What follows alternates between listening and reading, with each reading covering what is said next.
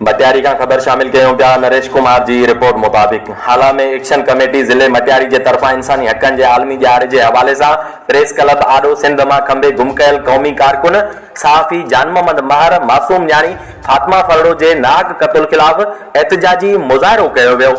मुज़ाहिरीन SUP अॻवान मिसरी खोखर अनवर बुर्रो बहार अली सातो तहफ़ुज़ आज़ादारी काउंसिल सिंध जे सूबाई जनरल सेक्रेटरी सलमान अली लिगारी ऐं ॿियनि जी अॻवानी में एहतजाजी मुज़ाहिरो कंदे चयो त सिंध में ज़ुल्म जी इंतहा आहे। कंहिं बि माण्हू जी जान माल ऐं इज़त महफ़ूज़ न आहे। बिना कंहिं ॾोह जे बेगुनाह माण्हुनि खे खंबे गुम कयो पियो वञे।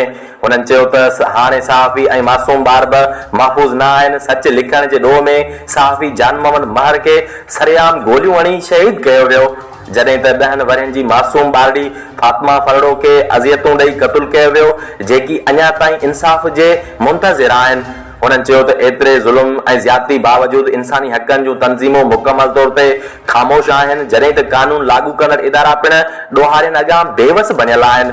हुननि आलमी इदारनि खां मुतालबो कयो त पाकिस्तानी अवाम सां जारी ज़ुल्म ऐं बर्बरियत जो नोटिस वरितो वञे।